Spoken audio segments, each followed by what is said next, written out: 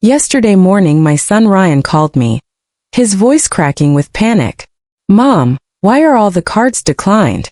My mother-in-law and I couldn't pay for lunch at the restaurant. People are laughing at us." His desperation filled me with a satisfaction I never thought I'd feel toward my own child. But to understand why I reached this point, I have to tell you what happened the evening before when my daughter-in-law Dana decided to humiliate me in front of the whole family.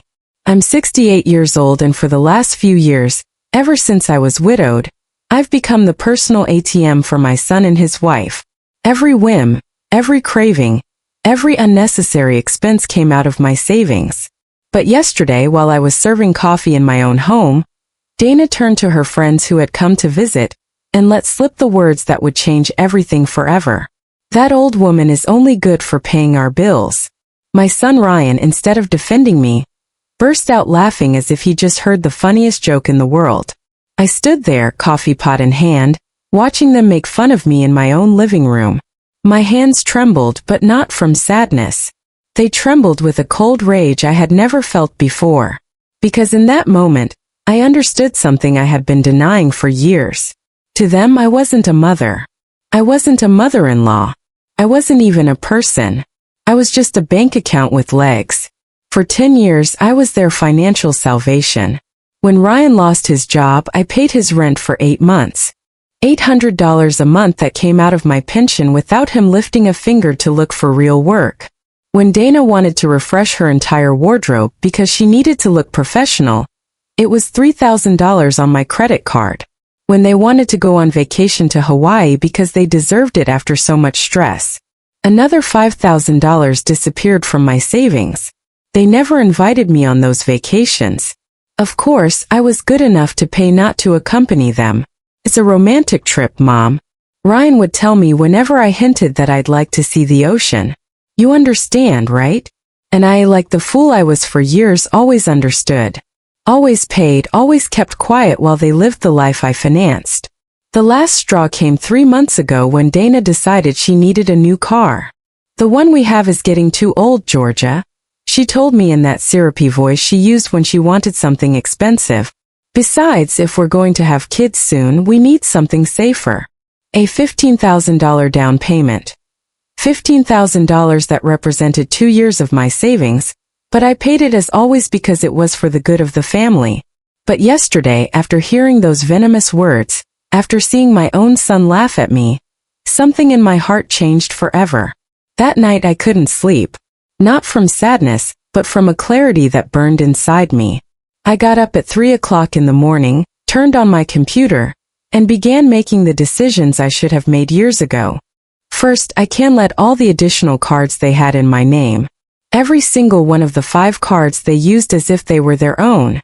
Then, I closed the shared savings account where I deposited money every month for emergencies that were never real emergencies, but rather expensive restaurant bills and designer clothes. I also changed all the passwords to my bank accounts and removed their names from my automatic transfers. At 6 o'clock in the morning, when I was done, I poured myself a coffee and sat in my favorite armchair. For the first time in years, I felt at peace. I knew that soon my phone would ring, and on the other end would be my desperate, humiliated son demanding an explanation, and I would be ready to give him one. The phone rang at exactly 9:15 in the morning. I was sitting in my kitchen enjoying my second coffee of the day, when I saw Ryan's name on the screen. I didn't answer immediately. I let it ring 3 more times while I savored a moment of power I hadn't felt in decades. When I finally picked up, his voice was desperate, almost hysterical. "Mom, why are all the cards declined? I'm here at the Crestview Grill with Dana's mother. We wanted to have lunch and celebrate her birthday, but none of the cards work. It's humiliating. People are staring at us. The waiter is getting impatient, and I don't have enough cash to pay a $200 bill. What's going on?" The irony was delicious. They had chosen the Crestview Grill, the most expensive restaurant in town, to impress Dana's mother, the same place I was never invited to, despite having paid for family dinners there for years when they went without me. Now they were there, surrounded by the high society they so desperately wanted to impress, and they couldn't even pay for a single dish. "Good morning, Ryan," I replied with a calmness that surprised even me. The cards are canceled because I've decided I'm no longer going to finance your lifestyle. What? Are you crazy? We're in public. Dana's mother is here. How am I supposed to explain that my own mother left me high and dry? This is ridiculous. What's ridiculous, son? Was hearing you laugh yesterday when your wife said I was only good for paying your bills. What's ridiculous is realizing that for 10 years I've been treated like an ATM instead of your mother. There was a long silence on the other end. I could hear voices in the background, probably Dana and her mother wondering what was happening. The waiter must have been waiting for the payment, and other diners were likely starting to notice the awkward situation. Mom, please don't do this now. We can talk later, but I need you to reactivate the cards. Just for today, I promise. I cut him off. No more promises, Ryan. No more. Just for today. For 10 years, I've heard the same promises. For 10 years, I've been your easy solution for everything. But yesterday, I learned something important. You don't respect me. You don't value me. And you definitely don't love me the way I loved you. That's not true. Of course we love you. Dana was just joking. You know how she is. I know exactly how she is, Ryan. And I know exactly how you are. That's why I made this decision. I could hear him breathing heavily. I imagined the situation at the restaurant was getting more tense with each passing minute. His mother-in-law had probably noticed something was wrong. That the gold card he always used to impress wasn't working.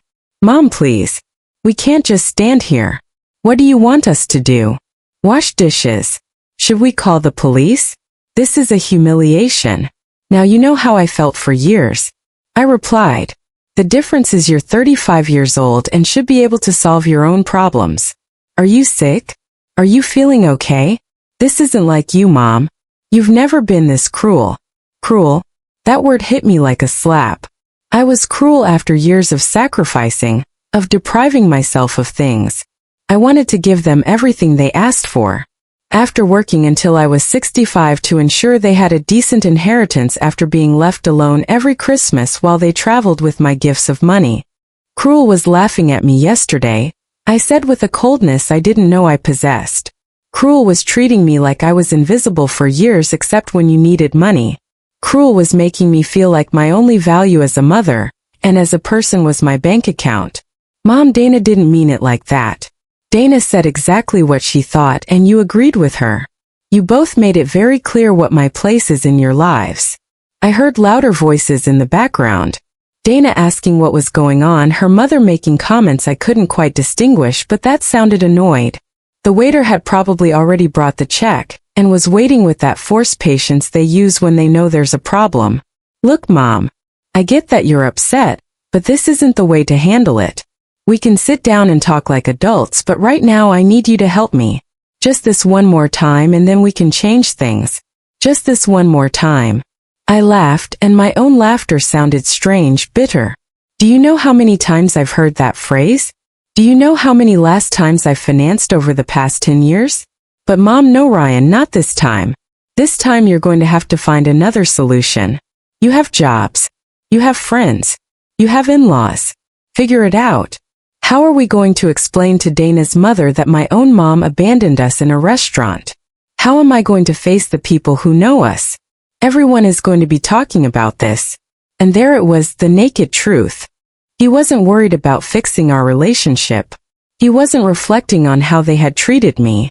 He only cared about his image, his reputation, what people would think, just like always. That's your problem to solve, son. For years I worried about your image, your comfort, your happiness. Now it's time for me to worry about mine. You can't do this. You're my mother. Exactly. I'm your mother, not your employee. I'm your mother, not your personal bank. I'm your mother, not your financial lifeline. And as your mother, I should have taught you years ago how to stand on your own 2 feet. There was another longer silence. This time I could feel his desperation through the phone. He was probably doing mental calculations, thinking about who he could call, how he could get out of this situation without completely losing face. Mom, please. Dana is crying. Her mother is asking what kind of family we are. The waiter has already asked you us 3 times if everything is okay. Please have mercy. Mercy, another word that made me tremble. Where was their mercy when I stayed up late calculating how to pay their expenses on top of my own? Where was their compassion when I deprived myself of buying new clothes so I could give them money for their whims? Mercy is earned over years, Ryan, and you too lost it yesterday. I hung up the phone. My hands were trembling slightly, but not from fear or sadness. They were trembling with adrenaline, with a sense of power I hadn't experienced in decades. For the first time in years, I had put my own needs first. For the first time in years, I had said no. For the next 30 minutes, the phone didn't stop ringing. First it was Ryan again. Then Dana, then a number I didn't recognize, which I assumed belonged to Dana's mother. Every call I rejected gave me more strength, more conviction that I was doing the right thing. I poured another coffee and sat on my patio, enjoying the silence I had missed so much. But the calm didn't last long. At 11 o'clock in the morning, I heard the unmistakable sound of Ryan's car pulling into my driveway. The car I had helped pay for, of course. 2 doors slammed shut, and I heard hurried footsteps heading toward my front door. The knocking started immediately, loud and insistent. Mom, open the door. We need to talk. Ryan's voice sounded different now, more desperate, but also more aggressive. I know you're in there. Your car is in the driveway. I didn't move. I remained seated on my back patio, invisible from the front entrance, watching the birds visit the feeder I had installed last year. It was funny how the small pleasures in life took on new meaning when you finally had the peace of mind to enjoy them. Georgia. Now it was Dana's voice, sharp and demanding. We know you're there. Stop acting like a child and come out and face us. Face them as if I were the one who had done something wrong. As if I were the one who owed an explanation after years of financial and emotional abuse. The irony was so absurd it almost made me laugh. The knocking intensified. I could hear they were using their feet now, not just their fists. My front door, the oak door my late husband had installed with such care, was being pounded on as if it were the entrance to a CD bar. This is ridiculous, Dana shouted. You made us look like beggars in front of everyone. Ryan's mother-in-law had to pay for our lunch.